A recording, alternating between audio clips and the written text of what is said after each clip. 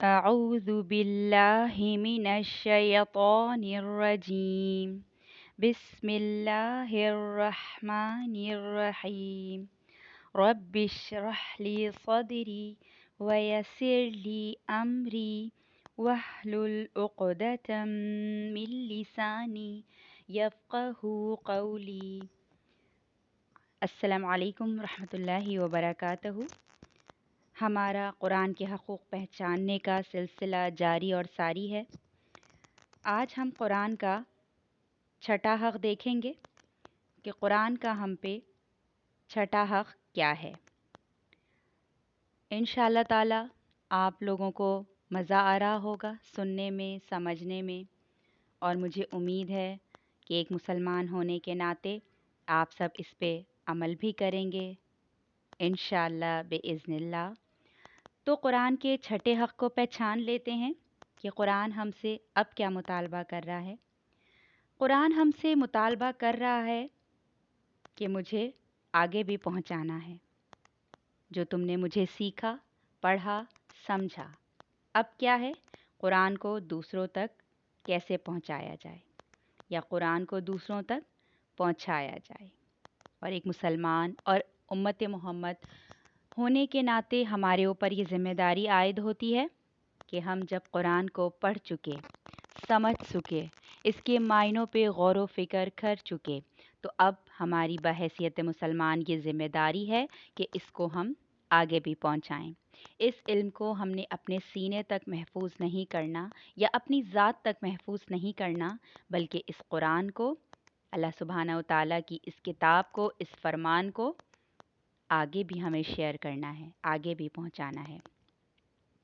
قرآن حکیم کا چھٹا اور آخری حق یہ ہے کہ اسے لوگوں تک پہنچایا جائے، یعنی اس کے پڑھنے، سمجھنے اور اس پر عمل کرنے پر ہی اکتفا نہ کیا جائے، بلکہ یہ مسلمانوں کی ذمہ داری ہے کہ وہ تمام لوگوں تک اس کے پیغام ابدی کو پہنچائیں. اس لیے اگر ہم مسلمان اس قرآن کو پوری دنیا تک نہیں پہنچائیں گے تو اور کون پہنچائے گا؟ یہ بھی ایک سوال ہے جو یہ قرآن آپ سے کر رہا ہے. حضور اکرم صلی اللہ علیہ وآلہ وسلم تو اللہ کے آخری نبی تھے.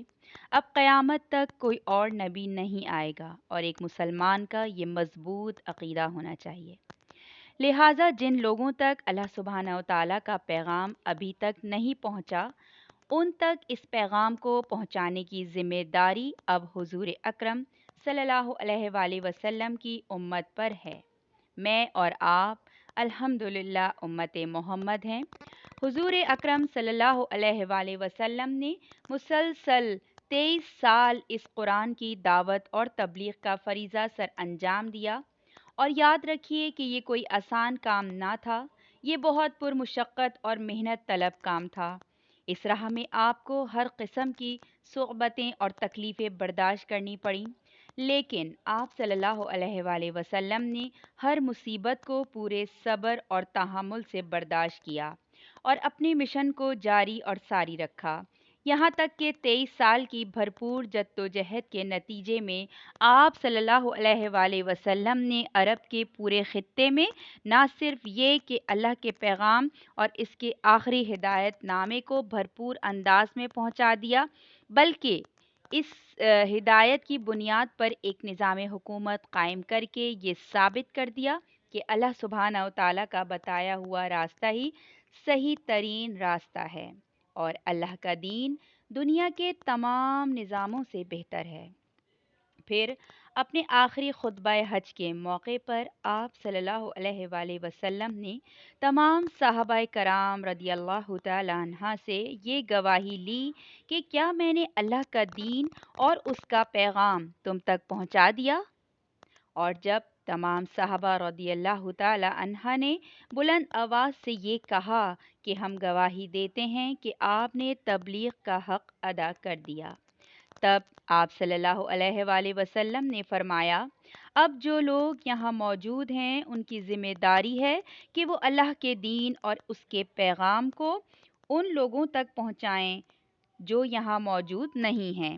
یعنی حضور اکرم صلی اللہ علیہ وآلہ وسلم نے اپنے مشن کو پورا کرنے کے لیے پورا فرمانے کے بعد اب قیامت تک آنے والی بقیہ پوری نوع انسانی تک اللہ سبحانہ و تعالیٰ کے کلام کو پہنچانے کی ذمہ داری امت کے کندھوں پر ڈال دی۔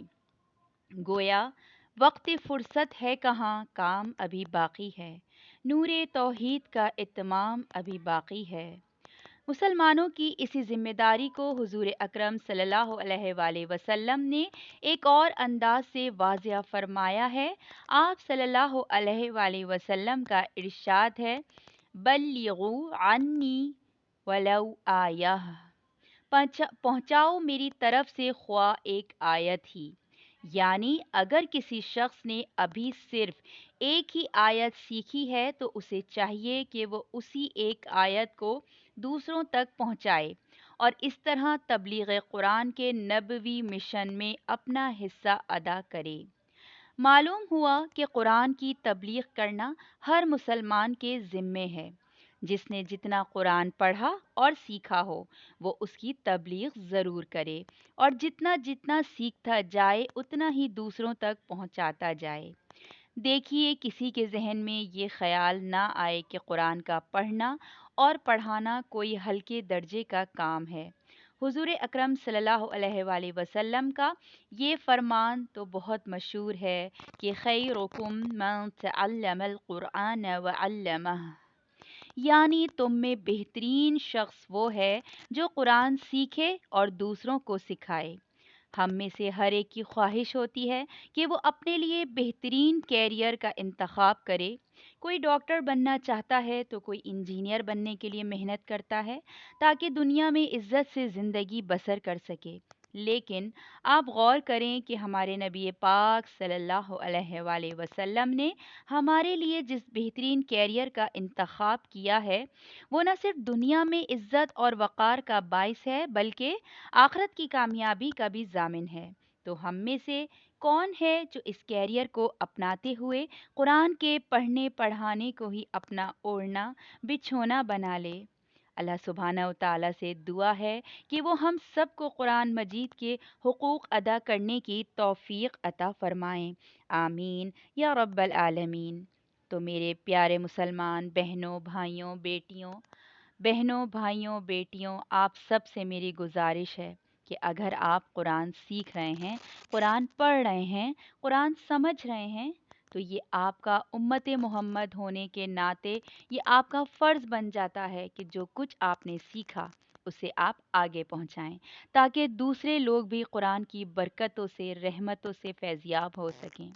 کوئی بھی اس پیاس سے پیاسا نہ رہ جائے، کسی کی بھی زندگی میں یہ کمی نہ رہ جائے کہ وہ قرآن پڑھ نہیں سکا، سمجھ نہیں سکا۔ اپنی سراؤنڈنگ میں دیکھیے کہ آپ کے کون پیارے، آپ کے دوست، ماں باپ، بہن بھائی، کون کون ایسا ہے جو قرآن کا علم نہیں رکھتا۔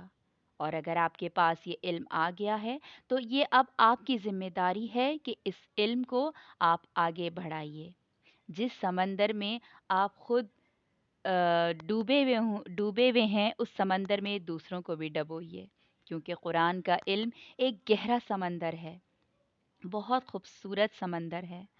اور قرآن کو اللہ سبحانہ و تعالیٰ نے قرآن میں اپنا فضل کہا ہے، اور یہ فضل اللہ سبحانہ و تعالیٰ ہر ایک کو نہیں دیتے، بلکہ وہ چوزن پیپل ہوتے ہیں جن کو اللہ اپنا یہ فضل دیتے ہیں۔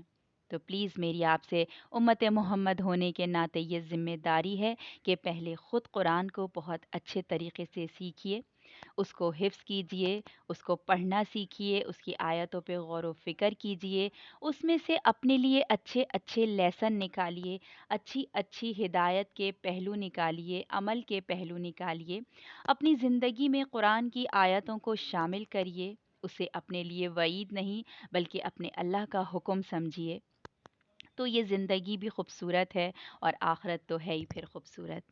تو انشاءاللہ تعالی میری آپ لوگوں سے یہ ریکویسٹ ہے کہ پلیز ایک مسلمان ہونے کے ناطے اپنے بچوں کو قرآن سکھائیے، قرآن کی ہر آیت پہ غور و فکر سکھائیے، خود بھی سیکھیے اور امت محمد کو بھی سکھائیے۔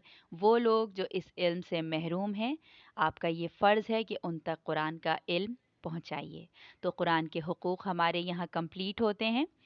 میں نے اپنا حق ادا کیا، اب یہ حق آپ کا ہے کہ قرآن کے حقوق آپ اوروں کو بھی بتائیے۔ انشاءاللہ تعالی پھر ملتے ہیں کسی اچھی سی نیکسٹ ویڈیو میں۔ ہم اپنی کلاس اب اختتام کرتے ہیں، آج ہمارا آخری پارٹ تھا۔ کہیں کوئی کمی کوتاہی رہ گئی ہو بولنے میں، سمجھنے میں، تو اللہ سبحانہ و تعالی ہم سب کو معاف فرمائے۔ سبحانک اللہم و بحمدک و اشہد ان لا الہ الا انت استغفرک و اتوب الیک۔ السلام علیکم ورحمۃ اللہ وبرکاتہ۔